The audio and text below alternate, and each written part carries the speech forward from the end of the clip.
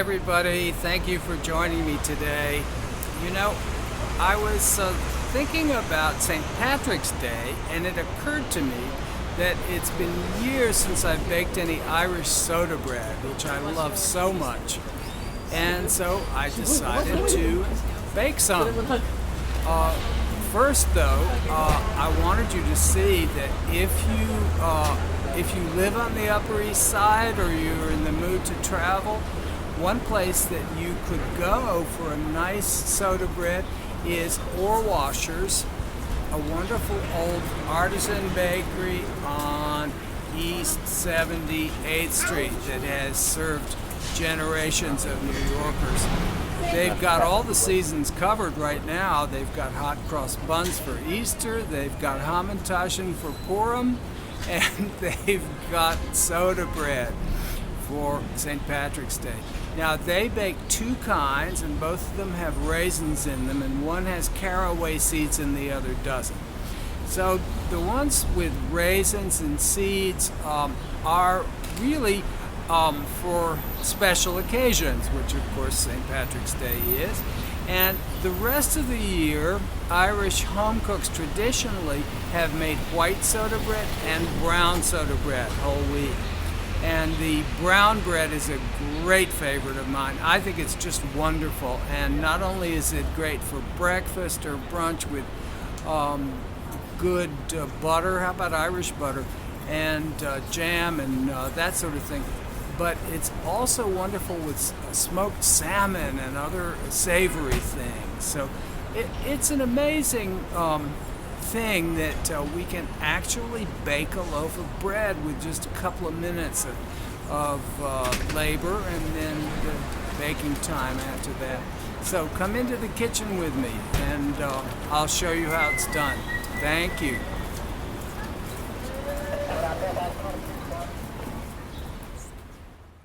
The setup for our brown bread is really simple, as you can see.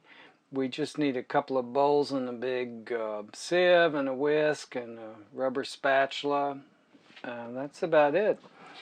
We've got 2 cups of unbleached all-purpose flour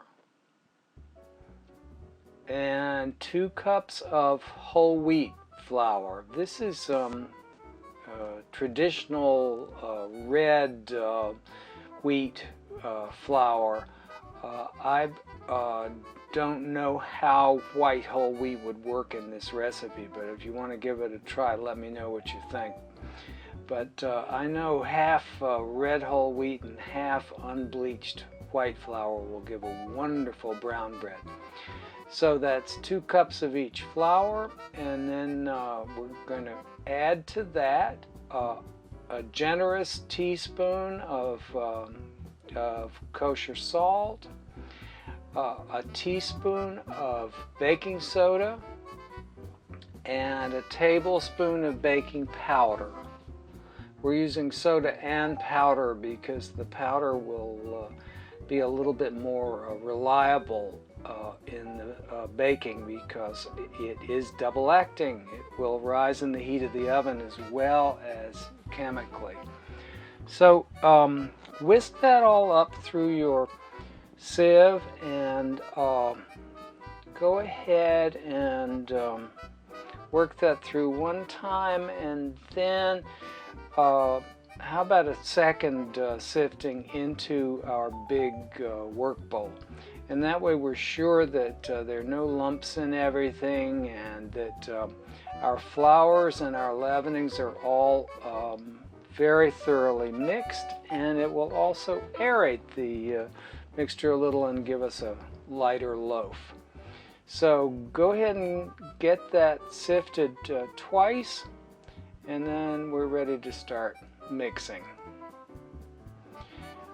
You want to measure out 2 1/4 cups of buttermilk, and you'll start with that, and you'll probably need a little bit more, maybe even as much as a 1/4 cup more to moisten the dry spots along the way. But start with that 2 1/4 cups. So just go ahead and drizzle that on, and then start in with a rubber spatula, and you want to start around the edges and push the mixture in on itself as you turn the bowl.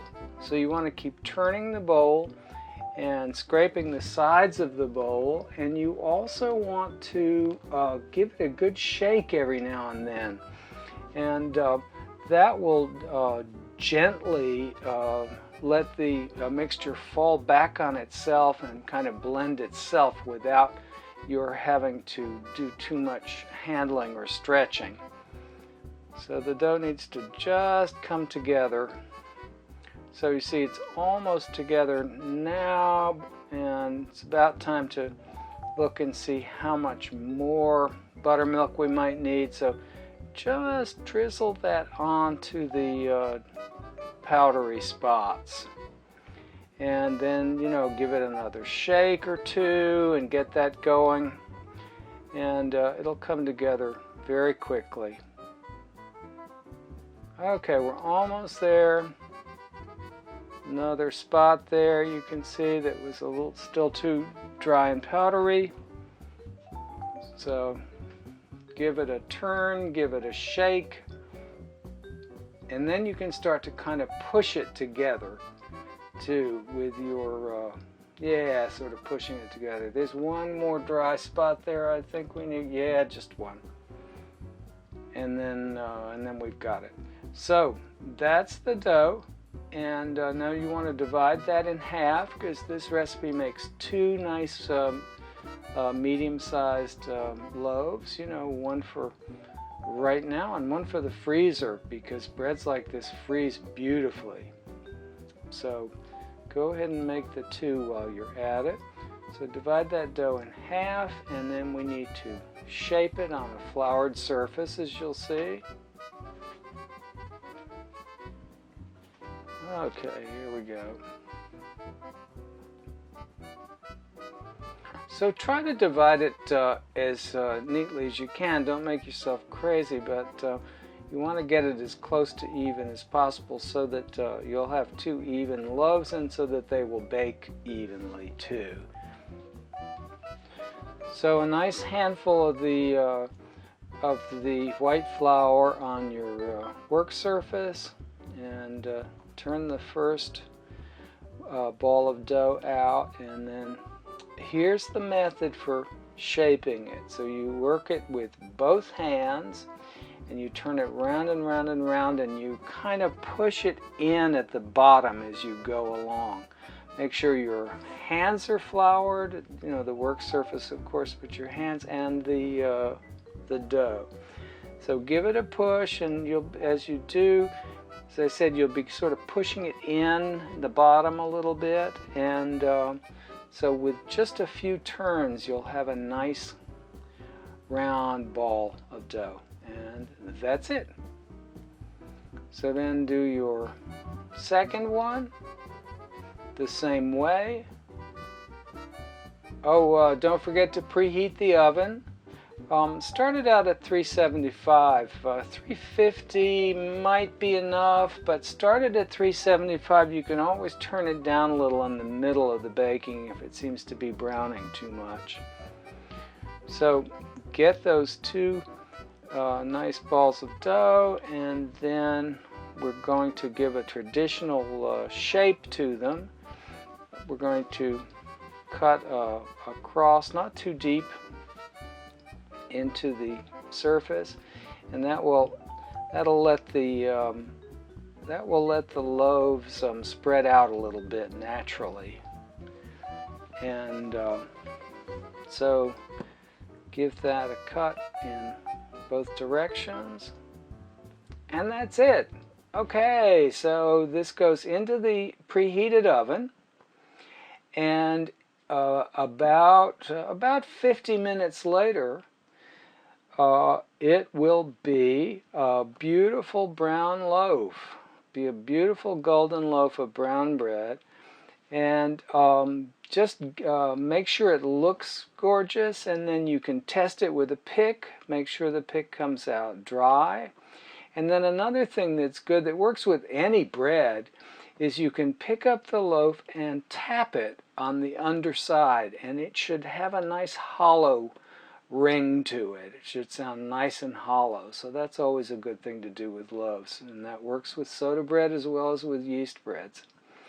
So there's our beautiful brown bread that you can enjoy for breakfast or brunch any time of year. And I love it with butter and jam, but it's also great with smoked salmon and other savory things. The recipe is at brucebeckinthekitchen.com. I hope you'll go take a look, and please write to me. I always love to hear from you. Thanks for joining me today.